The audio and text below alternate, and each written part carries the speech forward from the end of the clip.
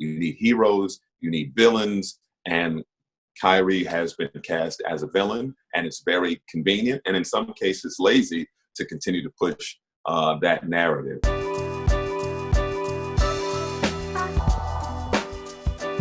What's up, everybody? Welcome back to In My Bag with Brian Giuffra. Today, I am joined by Michael Grady, who is the Brooklyn Nets sideline reporter for the Yes Network. First of all, Michael, thank you so much for joining us. Really appreciate it. Oh, good to be on with you, Brian. I'd love to kick it off because there hasn't been basketball for a little bit, and you've been a big part of the Black Lives Matter protests. You've been out there doing photography. I'd love to hear just how did you get into that? Well, photography's always been something that's been near and dear to my heart. And with everything that was unfolding around the country following George Floyd's murder and people going out and letting their voices to be being heard, the Breonna Taylor added to it, the Ahmaud Arbery situation, which was just before that as well. We're just in an unprecedented time. And I'm with a lot of people who say this is more than a moment, this is a movement. And we're living history right now with everything that's happened with COVID and where we are with people, marching in the streets and making their voices heard, and more people joining in that movement and lending an empathetic ear to a situation that they may have been blind to, and more people having conversations about the issues that are going on in the community, and racial profiling and oppression and all these types of things, police brutality, and having these open conversations and using their voices to exact real change. And so seeing the unity and the solidarity on the streets was something that really spoke to me, and being involved in protests and marches and just documenting that, just pulling my camera out and documenting people, marching together, holding up signs, getting their message out. It was just something that was really important to me, and I really enjoyed it and had conversations with so many different people. Interviews like this one to again, get the message out, try to block out as many distractions as possible, and trying to keep the main thing. And it was just really important to me over the course of these past few weeks. How do you balance it given the fact that we're also going through this global pandemic as well? So you're kind of in the heart of everything as a photographer. How have you been able to find that balance between, professional work, personal passions, and also, again, the fact that there's this pandemic going on simultaneously? You try to follow, all the rules as you possibly can. I know it's very difficult during with so many people in the streets to socially distance for sure. But wearing the mask and, again, just joining with the people because the movement and the cause was so important. So it's not completely losing sight of the pandemic that we're in. And obviously with the NBA and that whole story and how everything shut down and really got the ball rolling on everything being shut down, it was just in unprecedented times. And so for me, the cause, the message, the fact that this conversation that we're having, the movement that we're having, the solidarity that we're seeing, the uncomfortable conversations that we're having, this is all past due. This is all past due. And it's been, past time to have these type of difficult discussions, to see the change implemented that we need changed, and to see real accountability for sure. So it on one hand, you try to balance it as best you can. But for me, it's following my heart and doing what's important to me. Did anybody recognize you as the Nets sideline reporter? Not to make it a silly thing, but you're a recognizable person around these parts. And I know in New York, certainly, I'm just wondering if anybody did recognize you. No, not with the mask. It's like hides the identity to a certain extent.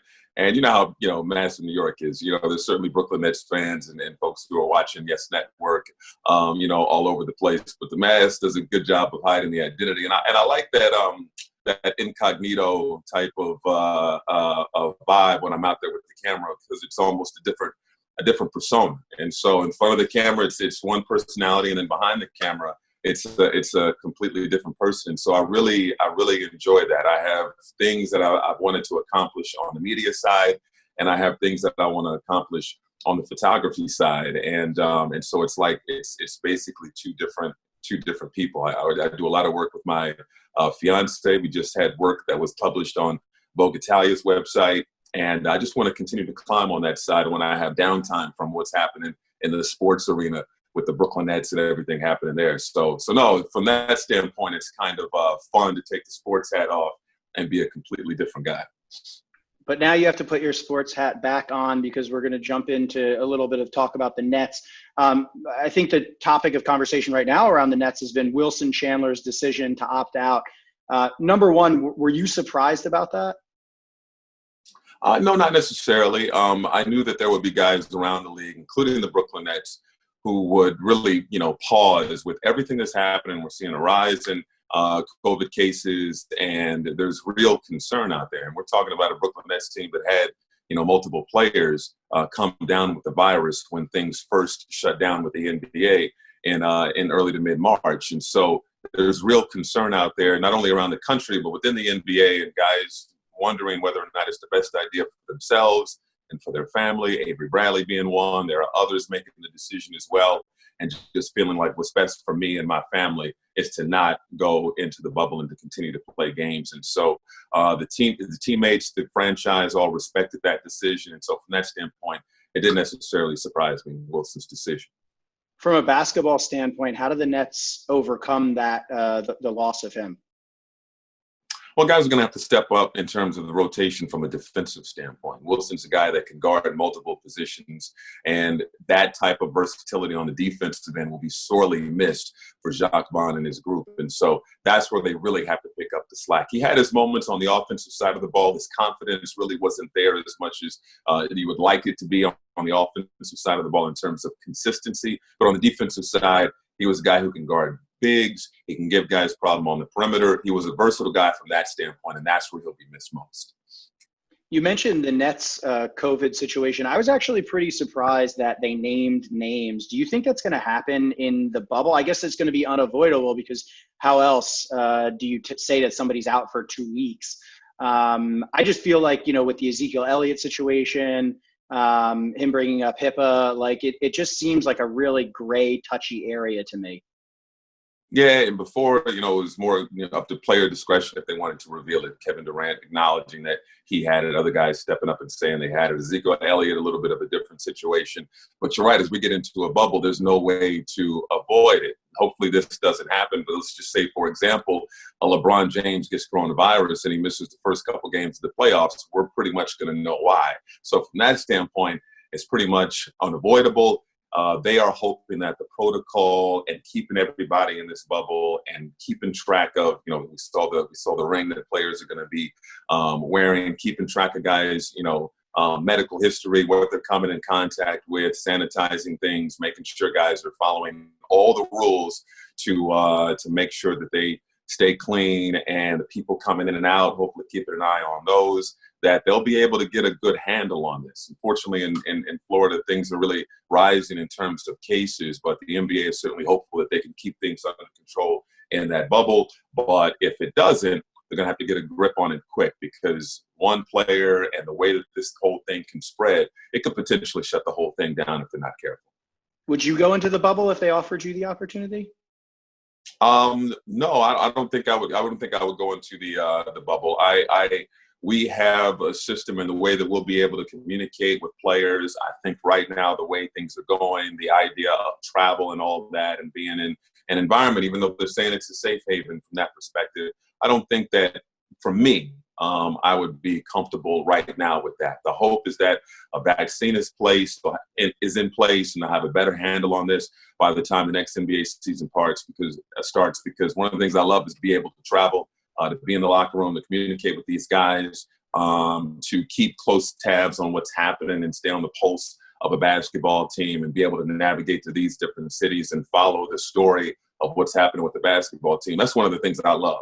So I hope that this whole thing can get under control for the world standpoint, from a health standpoint, and so that we can get back to the old normal. This new normal we're still getting used to, Brian, but get back as close to the old normal as we possibly can. So what can we expect to see from Michael Grady during the NBA season down in Orlando? What are you going to be doing specifically? Well, it'll be interesting. This very well may be the studio for part of the pregame and postgame coverage. This living room, my living room, could potentially be the pre and postgame studio, and so we'll see how that goes. We're gonna continue to do interviews.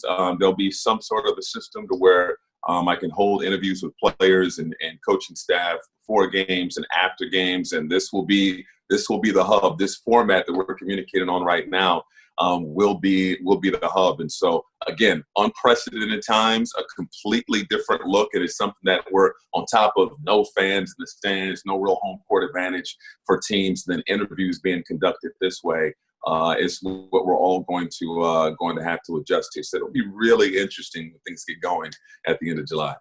How important are those personal connections that you've developed with the players on the Nets? Because I imagine, as a sideline reporter, you're used to interviewing the players maybe right after the game, talking to the coach, talking to them in the locker room. You really get that insider knowledge. So how much are you going to lean into those personal relationships, whether it's just like a text during pregame, hey, I was just texting with, X, Y, or Z, and here's what they're saying right now? Yeah, we're gonna have to rely on that kind of thing quite a bit more. It's very different when you're on site, you're riding the team plane, you're on the bus, you're in the locker room, outside of the locker room, you're watching the players warm up, you're having a chat with them during those warm ups. These are all little things that build trust between players, and so that you can get nuggets and information that you can share during a broadcast, and we won't have that. So the digital, the text or social media type communications to pull a little something from guys before these big games in Orlando, that's what we're going to have to rely on. So it will be a massive difference from the coverage that we're used to what we're going to be stepping into.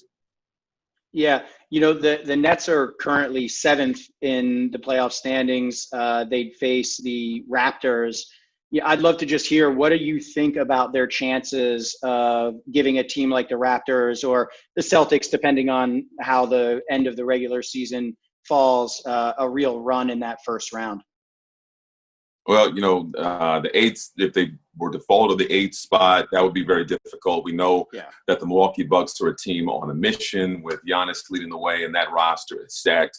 But I have a lot of respect for Toronto and what they've been able to do this season, and how many people expected that squad to fall off when Kawhi Leonard left for LA, and the fact that they were able to keep things rolling, play with a lot of confidence. Pascal Siakam taking his game to an entirely different level, and that entire team, led by Nick Nurse, doing some things that a lot of folks didn't expect. Maybe a borderline playoff team somewhere in that ballpark, and they're right there at the number 2 spot in the Eastern Conference playoff standings. So a lot of respect for that squad. That said, it'll be an interesting matchup. They continue to give the Nets problems, but the Nets have a lot of confidence, and they have a lot of guys who arrogant isn't the word, but a supreme belief in their ability to compete at a high level, even with teams that folks on paper would say they really shouldn't be competing with.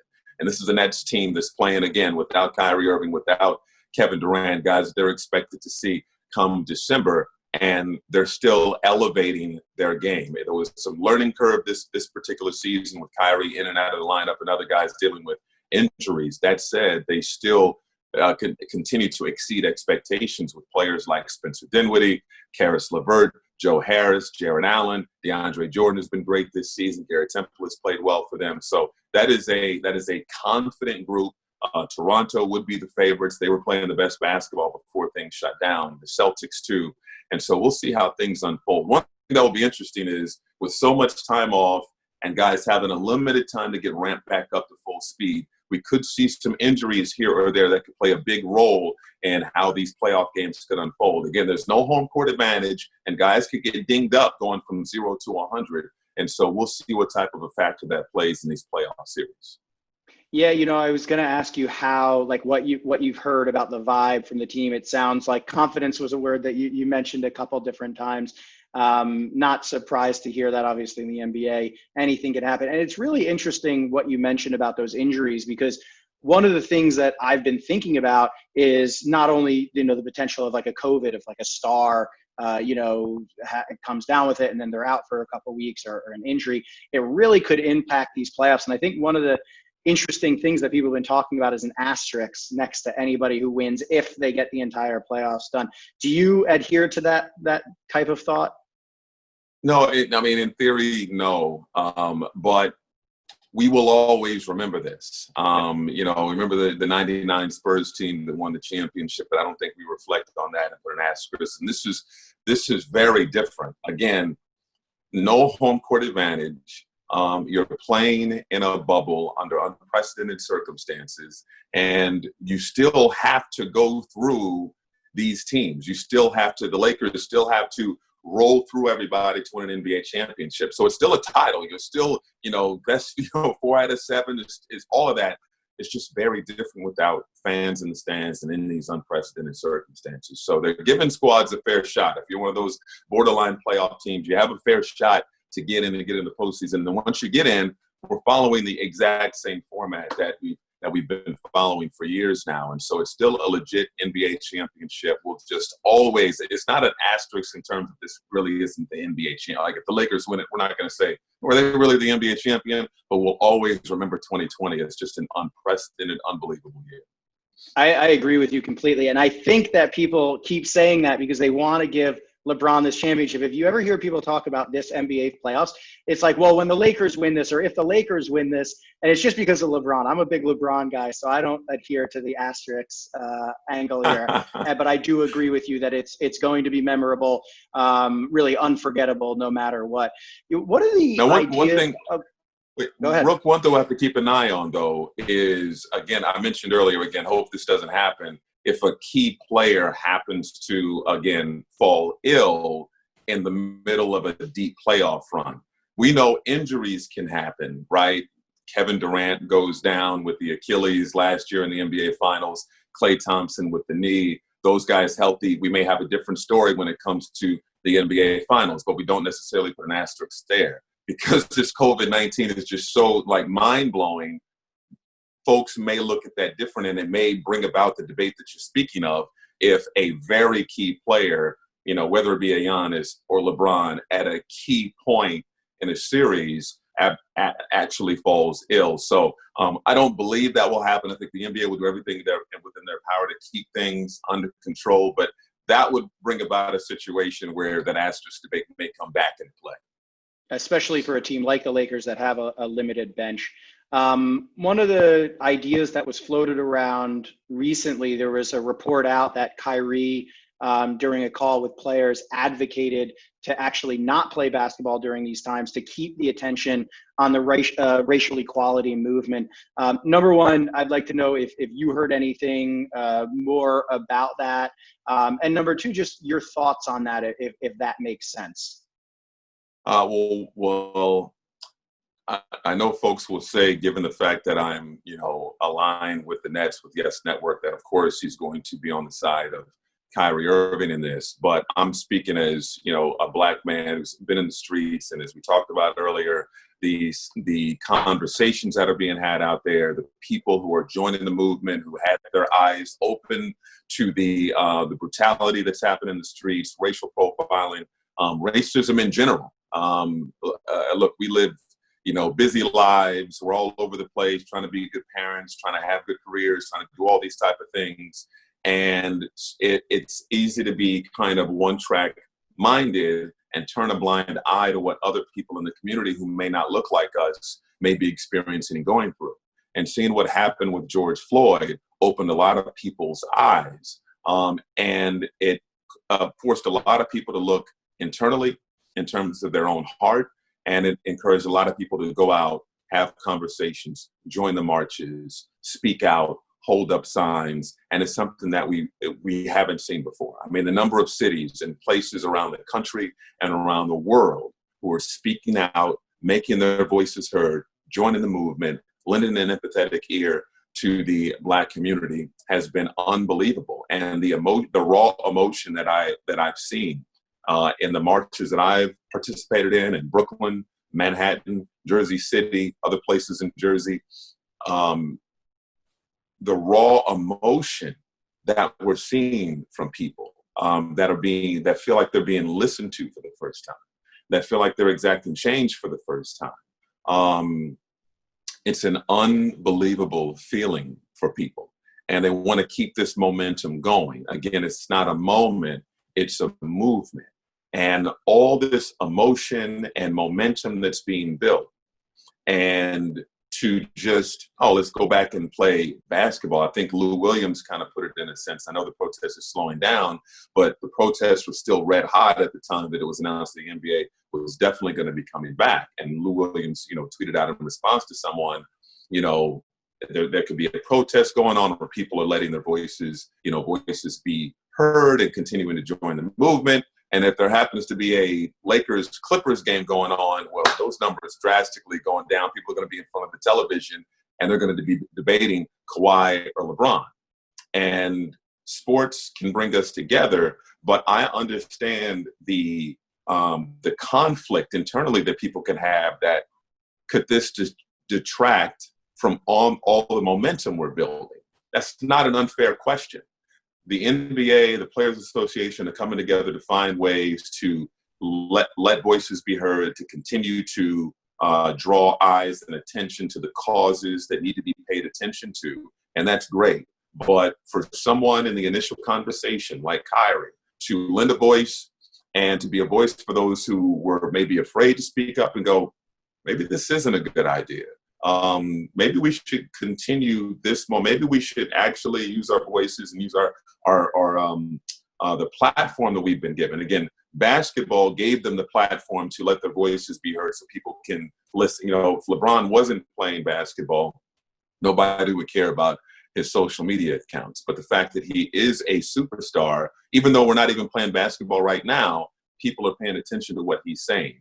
And to say, let's not necessarily rush back into playing games and let's continue this movement in the streets to be vilified for that. I just think it just goes with the narrative that of who a lot of people believe Kyrie to be, which is perpetuated in the media quite a bit. And I think it's unfortunate because a lot of people would throw daggers, even former players and people like that. And look, we're all fighting for the same thing. And so just because he has a different opinion, we still all want the same goal. So one guy can say, well, I want to use the Orlando bubble and playing games and use that platform to lend a voice to what's important out there in the community. And someone else could say, actually, I don't want to play. I want to continue to be in the streets with people.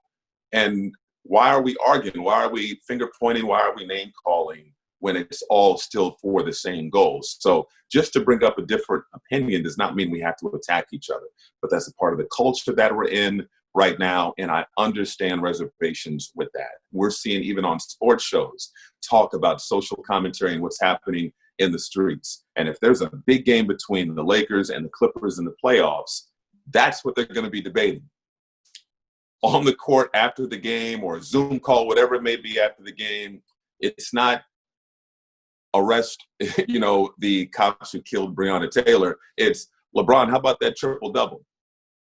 And so I understand a player's reservation, anybody's reservation, and man, how big of a distraction will it be when we get back to sports? Because that's what a lot of people are going to be talking about. And there's a lot of people clamoring for that distraction because it makes it uncomfortable. They're uncomfortable watching the unrest in the streets, having conversations about race and politics and all these things that are extremely important. So it's like, no, let's get back to basketball so I don't have to worry or pay attention to those things. And I think for Kyrie, for Lou Williams, for other guys to speak up and say, and Dwight Howard included, and I know other guys have as well, but to say, I don't know, let's continue this conversation. I don't know about this. I don't see anything wrong with that at all. And I think it was an important conversation to be had. And I think given Kyrie's resistance, I'm not saying that the Players Association and the NBA came up with a greater plan because of Kyrie's reservations, but that's definitely plausible by saying that I don't know about this because I think this, that, or the other. I think that there's a potential for an even greater plan to be put in place to say, okay, how do we continue to pound this message despite the fact that we're going to be distracting people with basketball once again. It seems like the media always loves to go after Kyrie. I wonder if it would have received as much attention if it had been, a tier 2 player. Even just, thinking about Kendrick Perkins, he was the first person to go, and I believe it was on Get Up, where he went after Kyrie pretty hard. And then it seemed like it opened the floodgates and everybody thought it was okay now to go after Kyrie. Why do you think he has such a bad reputation within the media? And then number 2, is that reputation, is that the persona, the person that you know?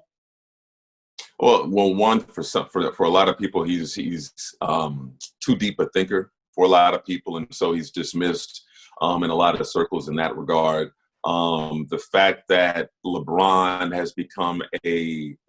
was once the villain, then became a beloved figure, and then Kyrie said, "I'm gonna go my own way," and became a black cat to a certain extent that way, and a wild card that way. I feel like his time with the Celtics was eventful. Some great numbers, played well there, dealt with some heartache, and that a lot of people really didn't know about, acknowledged that he had some difficulty in handling all that. And, I talked to Celtics players who felt like the young Celtics players who felt like the responsibility was on them. And so when, in terms of not being as successful as they thought they could have been during Kyrie's final year there, that was a young group that got to the Eastern Conference Finals, eventually lost to LeBron. And then the following year, you understand that young players who are seeing their minutes go down because Gordon Hayward's back and Kyrie Irving's back,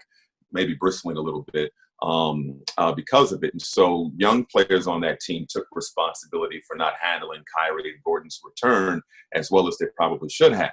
But with Kyrie leaving, all the fingers pointed to Kyrie.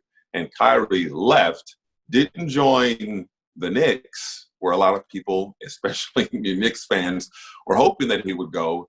He went to the Nets. So he not only has upset one historic franchise in the Boston Celtics, but he also upset another in the New York Knicks. And so those are two strong fan bases that if anything negative is tweeted, posted about LeBron James, about Kyrie Irving, they are going to jump on it completely. But the fact that Kyrie doesn't cater to, the media or jump on interviews and try to be this, funny or like me kind of guy and moves to the beat of his own drum, much like Kevin Durant, it puts the media in a position to form their own narrative about him, and run with it. We saw something very similar with Kawhi Leonard. Kawhi went on an unbelievable run with the Toronto Raptors and helping them win a championship, which changed the narrative about Kawhi Leonard. But before that, and that final his final year there with the San Antonio Spurs, people were wondering all kind of things about Kawhi Leonard. Kawhi doesn't cater to the media either, and because he doesn't speak up or talk a whole lot of that much, people started forming their own opinion. And so we're in this 24/7 sports news cycle, and we need something to talk about. You need heroes, you need villains, and Kyrie has been cast as a villain, and it's very convenient and in some cases lazy to continue to push that narrative. And so the unfortunate thing for guys like Kendrick Perkins, as I mentioned earlier, Kyrie saying maybe we shouldn't play to continue to draw attention to what's happening in the streets. I don't understand what's wrong with that if that's one player's, opinion. And so he went hard. Kevin Durant defended his teammate, and then Kendrick Perkins was crying on television the next day. It's just we need to be more gentle with each other, and it's all about unity right now. We all want the same goal, and so we can all choose to go about it the way that we feel is best without criticizing each other. Is that an accurate portrayal of him, though, from a teammate standpoint? No, look, there's certainly an adjustment when getting to know and playing with a guy who is as introspective as Kyrie Irving, who has a system and a way of doing things. And all that said, his teammates do love him. He knows that there's a lot to compete and play for, and that there's going to be a lot of finger pointing and a lot of attention on the Nets. And the Nets, before Kyrie and Kevin's arrival, they were the darlings of the NBA. Where did they come? They came out of nowhere. D'Angelo Russell and these three-point barrages from the team and dancing on the bench and giving Philadelphia a problem in the first round of the playoffs. I know Philly won in 5, but those were hard-fought games in that first-round series, and the Nets really exceeded expectations. And the following, heading that summer, you had Kyrie and Kevin Durant. Well, now nobody is surprised to see the Nets. Now it's a situation where, you're expected to compete. No, you're expected to compete for an Eastern Conference championship. You're expected to be in the finals and maybe even win the whole thing. And that, other than Kyrie's personality and getting on the same page and building the chemistry and all that type of stuff aside, that's the biggest thing for Kyrie's new teammates, just adjusting to a different kind of media scrutiny and attention. And before, if the Nets would fall, in the locker room after a game, you saw, a significant amount of media because it's still a New York market. But this season with Kyrie in the locker room, it was massive. The number of people was just unbelievable, and that's very different. If the Nets lost a game, about a year or so ago, it was, it may have been lighthearted questions or things in the locker room. But when there's expectations attached to where you're supposed to be, the questions were very, very different.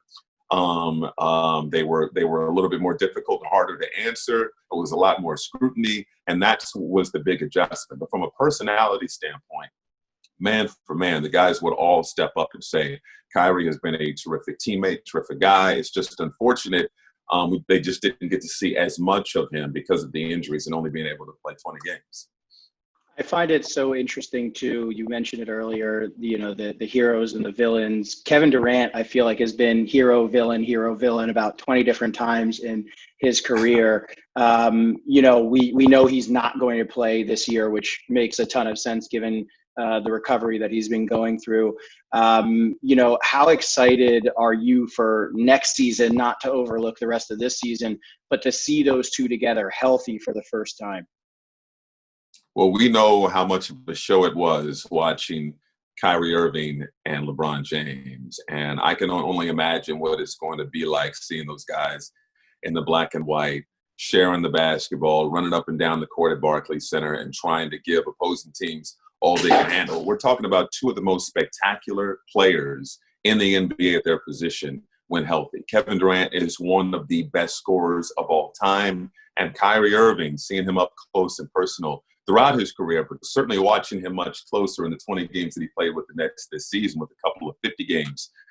It is unbelievable what he's able to do with the basketball. He is literally a magician with the basketball. Again, the health issues is certainly unfortunate, but the way he handles the basketball, the way he is able to get shots up at all different kinds of angles, and the mission that he seems to be on, playing closer to home and making the decision that was best for him and playing for the Nets, he has been remarkable and incredibly fun to watch. And so seeing those guys together, it will be something special at Barclays Center in the future.